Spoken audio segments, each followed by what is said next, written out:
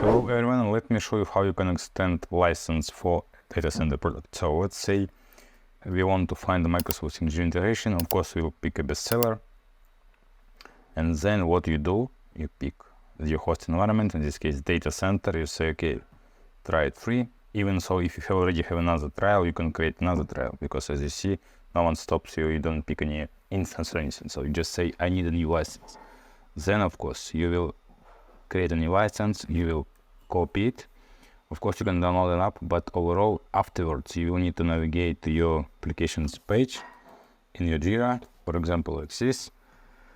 Find your page, click on the license. It has this edit symbol. You can click edit and paste your license here. So this will enable you to have another trial. So you can do up to 5 extensions in any data center application from Atlassian Marketplace, which gives you plenty of time to fully understand how the app works and everything else.